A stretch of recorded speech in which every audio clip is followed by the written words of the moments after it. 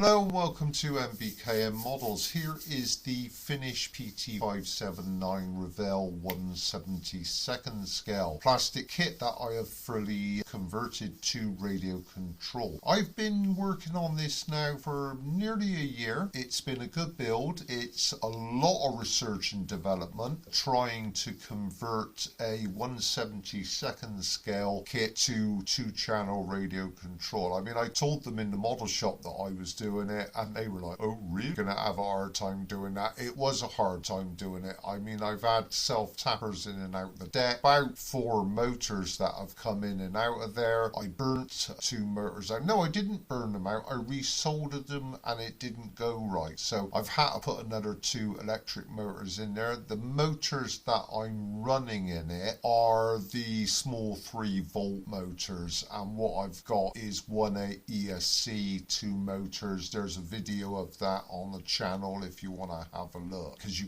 can do it.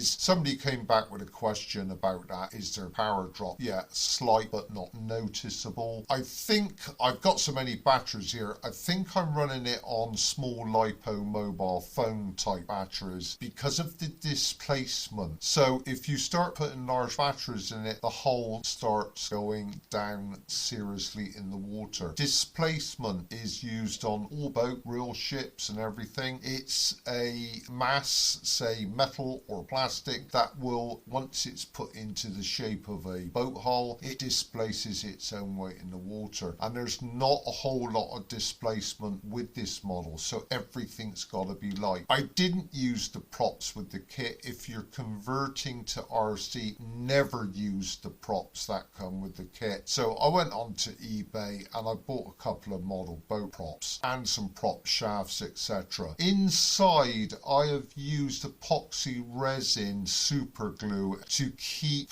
the motor mounts, prop shaft and all of that in place, and I cut the hole with a Dremel with a cutting wheel to suit the prop shafts and the angle of the prop shafts when I set the motor. The deck on this, most people when they convert, they will cut a long rectangle out the deck, use coving. But with this size of model, saying just now where you lift the superstructure on and off, that still doesn't leave you a lot of room. And if you get a problem with the electrics, you're not going to have that room to play with to do any work on the inside. So what I did is made the whole deck removable. Now that was not easy because primarily I used self-tappers, but that didn't work out. So I binned the self-tappers and I used nylon nuts and bolts. Now nylon nuts and bolts, once you put a little tiny bit of WD-40 on them, they run in and out lovely. They're not on there at the moment because I've got to take the deck off to put it on the water, but it is finished now. I'm pleased with the finish on it. Painting the camouflage, not the easiest thing in the world. This particular 1940s camouflage was pretty much not a one-off on each boat, although the sailors used to paint them themselves. It's very much of an era, and this camouflage was never, I don't think so, maybe you know better, leave in the comments below. This camouflage wasn't repeated on any form of patrol boat after the war. You get the Navy PBR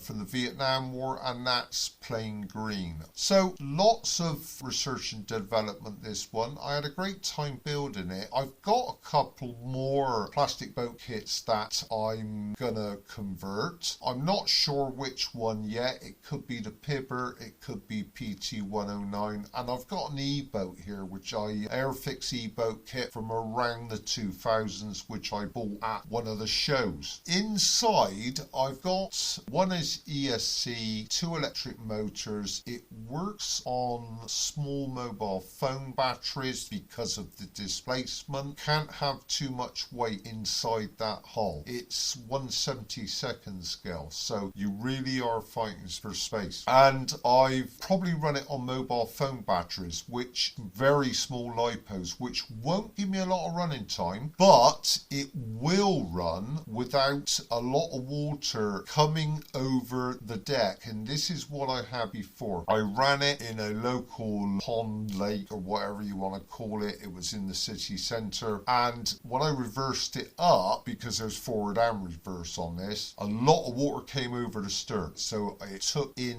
a lot of water over the deck, which went into the hull. I've also, when I first started out on this, I saw a YouTube video where the actual real boats of this, I'm changing the subject a bit here, had very pronounced chine, and the kit doesn't come in with that, so you can see the chine there. What I've done is got some plastic card strip and I stuck that on to the hull and then sanded it back to suit, got rid of the hard edges on it. Just a small word about the superstructure now. What I did with this model, because it has to be transported, all the antennas, most of them, have been replaced with small gauge wire. It makes them a lot stronger and they tend to bend a little bit better. So that's been done on this. I'm trying to think now of what else I replaced on it. I replaced the flag as well. I had an accident with the decal flag, so this one is